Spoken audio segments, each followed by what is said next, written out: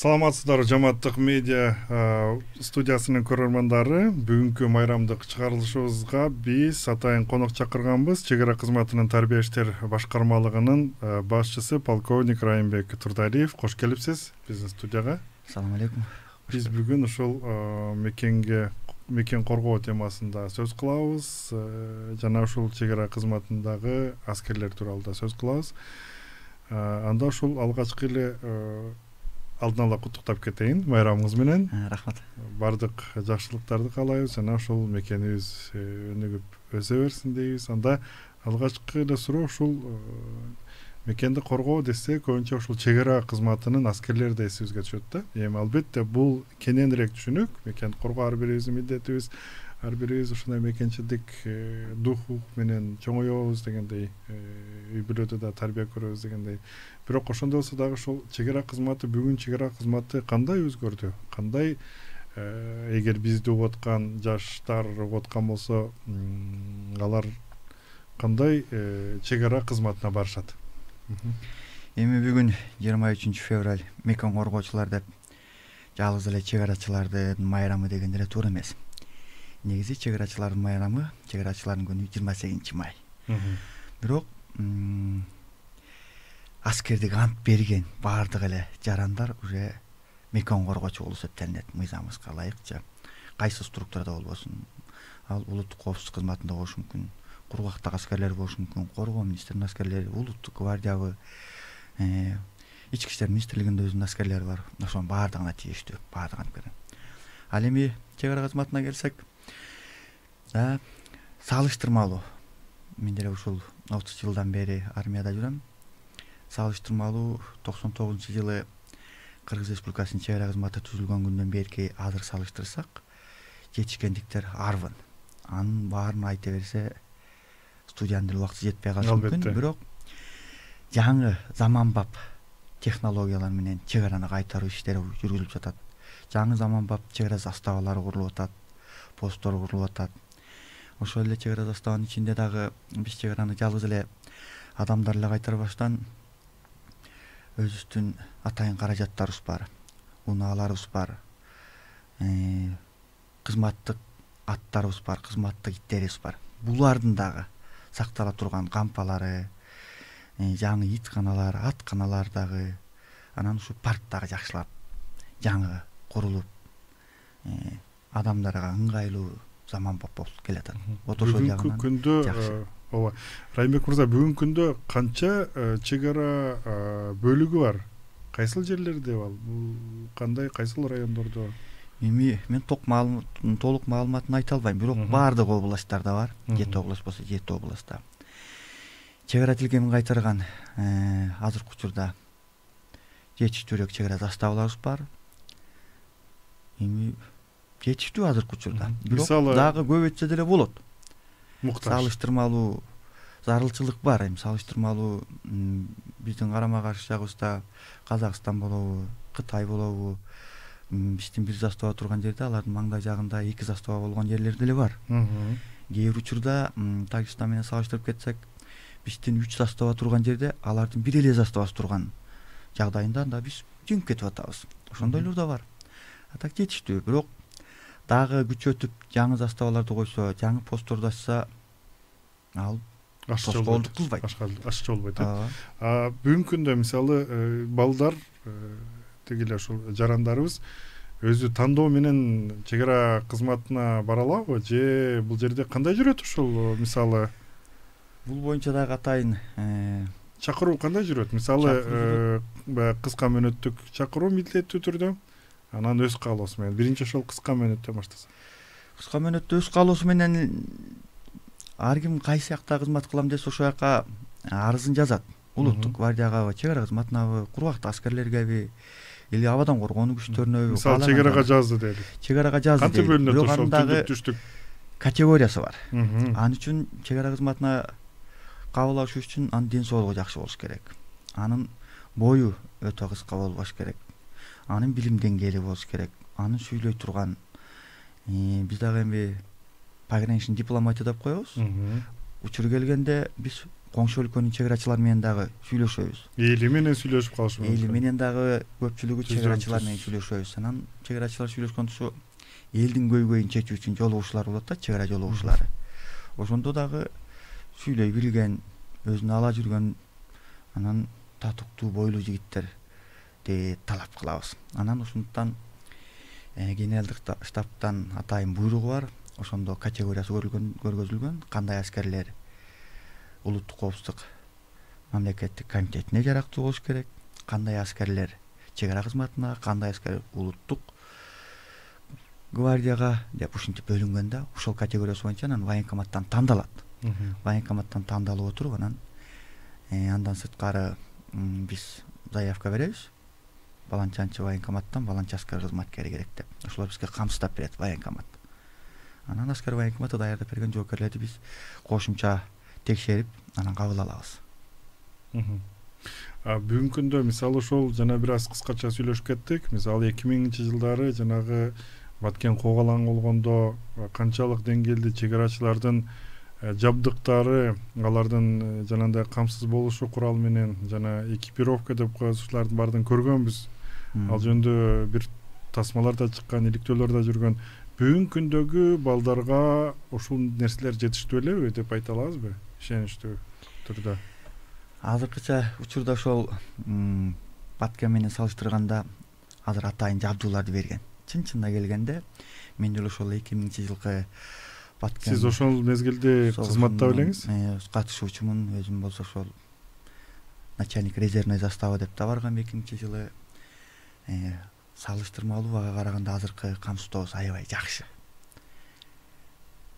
Жакшы, бизге даже азыр атайын чалгындоо топтору чыкканда чек ара тилкемине атайын ошолордун кариматынан бери берилет. Спальный мешогунан бери берилет. Андан сырткары илгеркидей эмес, азыр тамак ашты жеңил кайната тургандагы атайын таблеткалар чыккан. Ошолордон бери камсыздалган. Баардыгына жетиштүү дүрүү деп коебуз, бинокль, радио станциялары бар. Илгери мен учурунда бир группабызга бир 4 радио станция боло турган болсо, азыр ошол чалгындоо тобунда ар биринде бирден радио станциясы бар. УКУлары ар биринде, анан ультракоротко волна деп коет экенбиз. Кыска толкундагылар ал группага дагы жетиштүү санда камсыз кылынат. Байланышта маселе жок. Менен маселе жок. Азыр да кошумча бизге чек ара кызматында ошо алыскы райондо байланыш начар болуп калган учурга деп атайын спутниковый телефондар да бар. Бул жерден ушул свет жок, связь жок жерден дагы биз спутник телефону менен өзүбүздүн жетекчиликке, өзүбүздүн ыкчам нөмөткерибизге, керектүү отряддарга, керектүү биз менен бирге иштешкен аскер уюмдарына да чыга алабыз. Азыркы шарт жакшы азыр. Чынында эле. Экипировка деп айтылат жалпы. Экипировкасы илгерки караганда аябай жакшы. Тургандан бери, жаткандан бери, тамак ашы, кийимге чечсе дагы илгеркидей эмес, атайын горка деп коебуз. Атайын кийимдер да берилип баштады. Атайын тоого ылайыкташкан бут кийимдер да берилип баштады. Жакшы азыр. Биз жана эмен өткөрүп бериппиз. Ушул каалап меңтендүү ушул орто жаштагылар деги эле ушул же андан кийинки аскерге барып кызмат кылат элем, же болбосо кандайдыр бир келишим менен кызмат кылам дегендерге кандай жол жоболор бар бүгүнкү күндө? Же өзгөрдүбү ушул боюнча мыйзамдар же болбосо эрежелер? Бул аскерге кабыл алуу боюнча аскер военкомат иштейт негизичи. Бирок бизге келебиз десе, ушул солдат срочной службы деп коебуз. Мөөнөттүк аскер кызматкери 1 жыл кызмат кылат. 1 жыл кызмат кылгандан кийин анан арыз жасат. Ушундай келишимдик кызмат менен контрактник деп коет экен орус тилинде. Келишимдик кызмат менен кызмат өтөйм десе, арыз жазып, келишим түзүшөт. Анан жетекчилик макулдугун берсе, келишимдик кызматтын негизинде кызмат уланта берет. Биринчи 3 жылга жазып көрөт, дагы 3 жылга. Анан даярдыгы, анын эмелер бүт нерсе текшерилеби же туш келди эле эме кылбаса керек дейм. Туш келди биз ошо мөөнөттүк кызматка алып атканда эле уже текшерип атпайбызбы? Аны 1 жыл даярдайбыз. Ошонун жетишпегендиктерин жеткизгенге аракет кылабыз. Эми коом ушундай экен, бизге тартын албагандар деле келет. Алар армиядан кетип атканда жок эле дегенде эң начары 12-14төн тартынышат. Чуркай албагандар келет, алар келишет. Жаза албагандар да келген учурлар болот. Аларга да жаздырып үйрөтүп даярдайбыз. Анан сырттан келгенден көрө ошо 1 жыл өзүбүз даярдаган аскер кызматкерин өзүбүзгө алып калганыбыз бизге аябай эле ыңгайлуу. Себеби анын кулк мүнөзүн билебиз. Анын эне атасынын жашоо тиричилигин билебиз. Өзүнүн эмнеге жөндөмдүү экенин билебиз. Ага дополнительный изилдөө иштеринин кереги жок. Уже даяр деле алып, анан сен солдат болуп жүргөндө могу жөндөмдүү элең, эми контрактник болгондо могул ишти алып барасың деп дагы кошумча суноолорду берип алып кетебиз. Ал эми мөөнөттүк кызматын бүтүрүп коюп, үйүнө кетип, 1-2 жыл гражданкадан иштеп көрүп, анан эсли өзүн мекен сакчысы деген кесипти тандап ала турган болсо, анда ал кайра келет. Кайра келгенде уже сыноолорго туушар болот. Баягыдай тарттырабыз, жаздырабыз. Кайра нөлдөн баштайт. Бир аппараттарыбыз бар, ошол менен психологический тесттерди өткөзөбүз керек болсо. Кереги жок болсо мындай сүйлөшүүлөр менен анализдеп, документтерин изилдеп, анан жумушка кабыл ала беребиз. Анан аларды кайра окутабыз. Атайын центр повышения квалификации деп коет. Чек ара кызматында ошондой бар. Ошол жактан 2 ай, 4 ай окуулары бар. Ошолордун даярдап, анан командир отделениелер даярдайбыз, специалисттер даярдайбыз. Даярдап бүтүп анан заставаларга жөнөтөбүз. Мурда айтышат, ошол жана айтып кетпедикпи, окутат, жаздырат депчи. Анан мурда ошол армиядан же болбосо эмеден келгенде айтышат эле, адам болуп келет ошол аскерден депчи, совет мезгилиндеги. Бүгүнкү күндө ушул кыска мөөнөт эмеспи, азыр 1 жыл, 1 жыл азыр учурда, 1 жыл. Ошол мөөнөт ошол тарбиялоого жана кандай бир негизде ушул инсандык сапаттарын түптөгөнгө жетиштүү эле деп ойлойсузбу? Сиздин жеке пикириңиз өзүңүз? Анан жеке пикирим, мен 2 жыл солдат болдум эле да, убагында. Анан азыр 2 жыл болсо деле жакшы болот эле. Жетиштүү эмес деп да айта албайм, жетиштүү деп да айта албайм. Просто бир көйгөйү 1 жыл биз даярдайбыз, үйрөтөбүз. Эми мына кызмат накта специалист болду дегенде анын үйүнө кетип калат. Ошонусу гана өкүнүчтүү. Атак биз 1 жыл даярдагандан кийин дагы ошо биздин даярдык менен дагы бир кошумча жыл кызмат кылып берсе, эч кандай тоскоолдуулук болбойт эле. Бүгүнкү күндө сиздин оюңузча балдардын канча пайызы ошол кызматка барып атат деп ойлойсуз жалпы? Бул жөнүндө статистика жок болсо керек, Бизде эми статистиканы аскер военкоматтар кылбаса, биз статистика жок, бирок военкоматтан барып биз кабыл алуу. Биз военкоматтан кабыл алуу аткан учурда барам дегендер көп. Биз сен бир категорияң менен бизге жарабайсың десең ыйлайт. Азыр убагында азыр салыштырсак 95-жылкылар менен салыштырсак армиядан качкандар көп болчу. Азыр армияга барам дегендер көп да. Бул эми ошол жакта шарты жакшыргандан болсо керек да эми. Мурда эчтеке боло мал кайтарып жүргөндө мезгилдер болгон да. Эми шарты жакшы, анан бул дагы азыр мыйзамдарга ылайык аскер кызматын өтөбөсө мындай бир мамлекеттик жумуштарга да бара албай калып атпайбы? Ошондуктан сөзсүз түрдө аскер билети болуш керек. Аскер билетинде мөөнөттүк кызматын өтөгөн деген жазуу болуш керек. Анысы жок. Мамлекеттик кызматтар иштегенге болбойт. Ошол дагы бир себеби. Экинчи жагынан армия оңолду да. Анан көп эле биздин жарандар ушу эмне болсо дагы кичине мекениме салымын кошоюн деп келет. Анан балдар менен сүйлөшүп отурсаң деле, анан армияга кызмат кылгандан армияда кызмат кылбай эле военный билет, альтернативный службаны өттү деген акча берип военный билет алса болот, альтернативный служба деп коет. Анан действительно военная срочная служба деп коет. Анан эки классташым, классташтар бөлүшүп отуруп армия кызмат кылгандар, анан кызмат кылбагандар сүйлөшүп отурганда, кызмат кылгандардын деңгээли били статусу кичине бийигирээк сүйлөшөт экен алар. Биз аз да болсо өзүбүздүн өлкөбүзгө, өзүбүздүн мекенибизге кызматыбызды өтөп келдик деп сураштырган. Сен айтат, сен эмне кылдың вот мекениңе дегенде, армияда кызмат кылбаган, өзүм жаным багып жүрдүм дейт. Атиги болсо, мен күнү түнү чек арада жүрдүм, сен уктап атканда мен караулда турдум деп. Мына азыркы учурда Бишкекте азыр костюмчан жүрөбүз, көчө эле ош чек ара башкармалыгына барып келдим. Анан ушу өйдөкү тоодогу заставаларында азыр -30 жеткен. Эми азыр Бишкекте азыр плюс болуп атат. Анан ошол жакта ким жүрөт? Конечно, биздин чек-арачылар жүрөт да. Анан ошо кызмат кылгандар айтат экенде, да, сен ысып жүргөндө мен 37 градуста жүрдүм. Сен уктап атканда мен түнү бою турдум. Сен гитара же бир сүйлөшкөн кызыңды колтуктап жүрдүң, мен автоматты колтуктап жүрдүм депчи. Бул эми тандоо албетте эми. Бирок ошол статусу деп атасыз. Анан азыр бул жерде бизге да суроо келип түшкөн. Ошол Баткенде чек арада формалар Өзбекстандын чек-арачыларга салыштырмалуу начар дешет дейт. Деги эле ушул салыштыруулар көп болот да биздечи, айрыкча салыштыруулар бою бийиктер турат, а бизде болсо кичинекей балдар турат экен анан деп качандан бери айтылат. Мисалы ушундай нерселер эми чынын айтканда бир солдатка жылына 2 жолу форма берилет. Келгенден кийин, анан 6 айдан кийин. Мен өзүбүз деле бир жылда 2 жолу форма кийбейбиз да. Могу мен кийип жүргөн кийимиме деле канча убакыт өттү, чынын айтканда да. Анан элге жагуу кыйын экен. Бирөөгө жагат, бирөөгө жакпайт. А так салыштырмалуу биздин коңшуларга караганда солдаттарга 2 жолу форма берген только Кыргызстан деле. Өзбекстанда, Тажикстанда жылына 1 жолу форма берет. Ошол. Анан өңү түсү дейби. Эми аны форманы билиш үчүн аскер кызматкери ушундай суроо берсе анда жооп бермекмин. Анан бул может сизге суроо берген гражданский адамды. Ооба, жөнөкөй.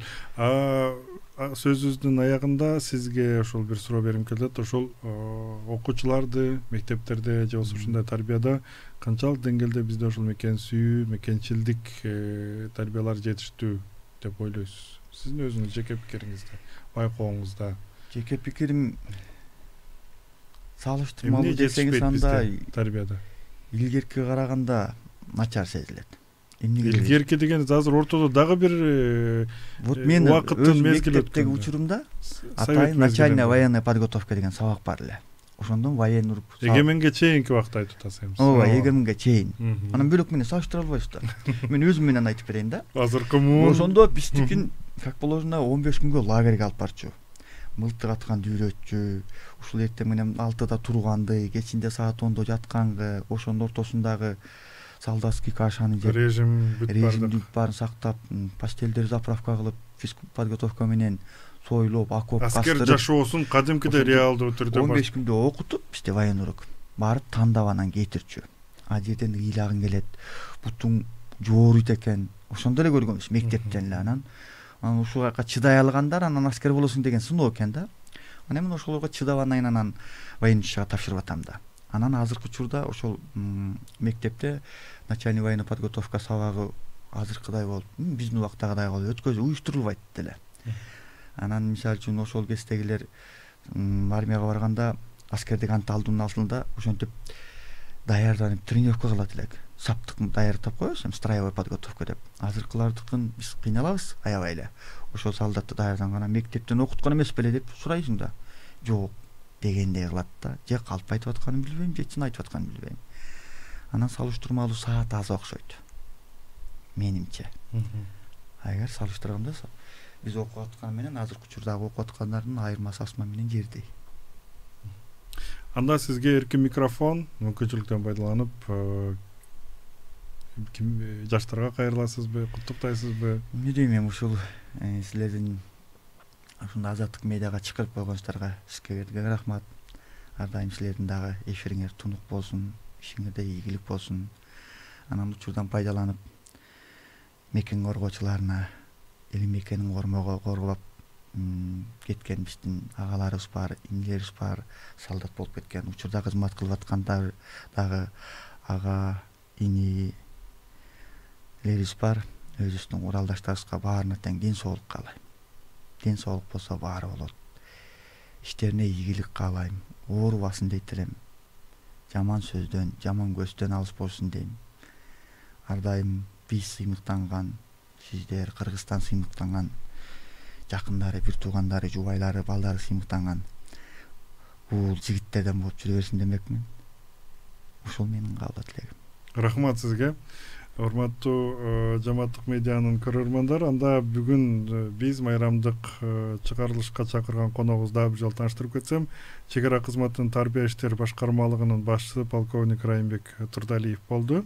Биз бүгүн ошол мекенди коргоо деги эле мекенчилик жөнүндө сөз кылдык. Саламатта калыңыздар. Сизге чоң рахмат. Рахмат.